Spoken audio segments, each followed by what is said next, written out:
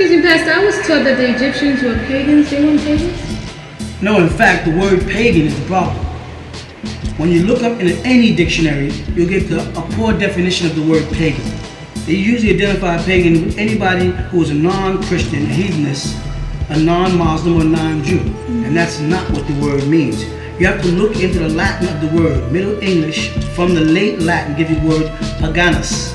And that word comes from country dweller or civilian. From pagus, meaning country or rural or district. It has nothing whatsoever to do with a person's religious beliefs or practices.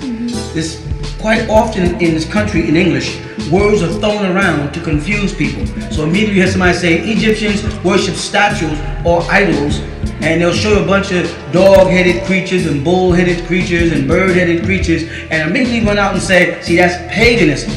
And then when you start seeing descending doves on the cathedral walls or in the stained glass, when you see Christ riding an ass, and they'll identify that icon as a form of paganism. In the Judean doctrine, they use the word goyim, which meant a Gentile, someone who is not a reader of the Tanakh or the Torah. And that translates again as a form of paganism to them. But it's the wrong meaning and has nothing whatsoever to do with the Bible. The Egyptians were not pagans, other than the fact that they lived in the rural area. They lived in the deserts. They lived along the Nile, and that can apply to us down in Georgia or us down in small cities versus those living up in Atlanta or up in New York or in Chicago or in California, in those cities, those melting pots of evil like Sodom and Gomorrah. We would therefore, by the definition in the dictionary, be pagan, but it had nothing to do with our religious belief or the doctrine or the practices under which we live.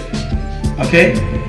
So paganism has nothing to do with animal worship? Paganism has nothing whatsoever to do with animal worship according to a dictionary and the definition, right? But according to religious fanatics who want to stamp certain stereotypes on people because they can't explain certain facts that they have to deal with. When you get into the Bible, for instance, you have to deal with the fact that the word for Egypt is Mizraim.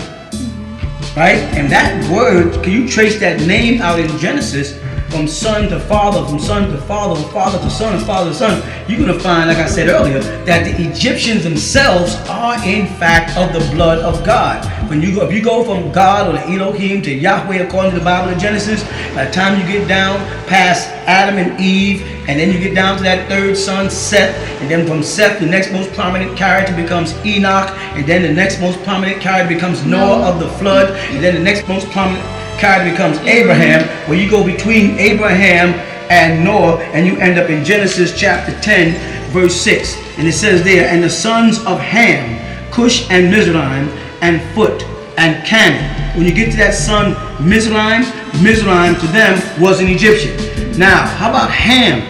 The Egyptians have a word called Ham, means black skin or dark people. Many people refer to ancient Egypt as Kemet. Many people refer to blacks in America in a derogatory way years ago as a cursed seed of Ham. They were saying the blacks were cursed and their lips became big and hair became nappy by the curse, and that's recognized out of Genesis 9:25. But you don't find it mentioning a curse on Ham. It says curse be Canaan, which is a son of Ham. But now when you go into the Bible, you look again into Psalms 105. Can someone read that? 105 verse 23. Israel also came into Egypt, and Jacob sojourned in the land of Canaan. Right in that verse, you got that Israel came into Egypt. If you look into the Hebrew there, you find the word Mitzrayim. And then he said what? Read the verse again. Israel also came into Egypt, Mizraim. and Jacob sojourned in the land of Canaan. So Ham and Mizraim are the same people. And that goes back to Genesis chapter 10 verse 6 again. And the sons of Ham are Cush. Cush is Ethiopia. And Mizraim, Egypt. And Phut, Libya.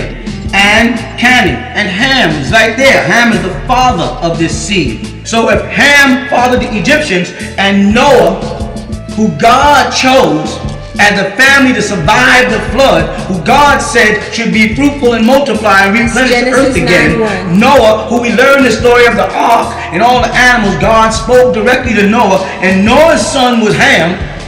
And Ham fathered Mizraim. That puts the Mizraimites or the Egyptians and the Hamites and the Cushites and the Ethiopians and the original Libyans, not the ones that's in Libya now who are Italians who invaded, but the dark-skinned, woolly-haired original inhabitants of that land. That makes them the seed of God.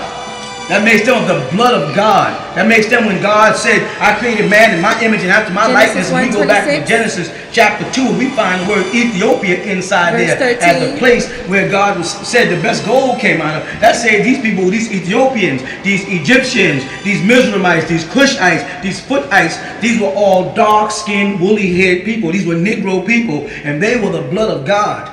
Stay on the facts. Look at the Bible. Look into the Bible. Look into the words of the Bible. Look into it word by word. Translate it. Get dictionaries, encyclopedias. Go into the computer. Get Logos Bible, online Bible, and look for yourself. And let the Bible speak to you, directly to you, so you're in communion with God yourself. And you won't have the problem of thinking those Egyptians were other than the Hebrews or other than the Israelites. Because as we explained earlier, Hebrews was not a tribe or a race or a religion. Hebrew was an act.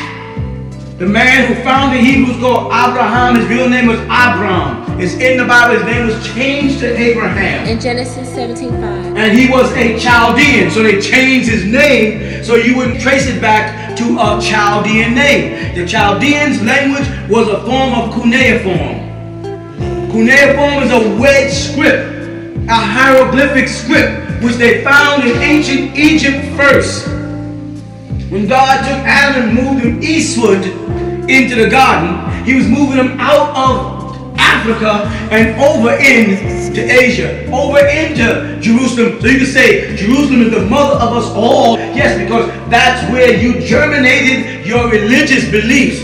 But your seed originated in Africa, and the intellect of the world is founded in ancient Egypt. The Babylonian deities Tammuz that you find mentioned in the books of Ezekiel, where the children of the women of Israel go out and praise and call on this Sumerian deity, was it linked directly to Anu. And Anu from the Egyptian is Anu with two N's, and it comes from Heliopolis, the city of the sun. So our acknowledgement and our sense of reality tells us that the deity we've been worshiping as the Most High God, Elyon El, the Most High or the highest, is none other than Re, or the sun, called Shemesh in ancient Babylon, called Re in ancient Egypt, and we say sun in Malachi, the sun of righteousness, S-U-N, giving warmth, giving life, giving vitality, the sustainer. That was the symbol that God represented as a circle in his eye, as the all-seeing eye who looks down over all humanity. The sun is not God. The sun is one of God's creations that represent the power of God.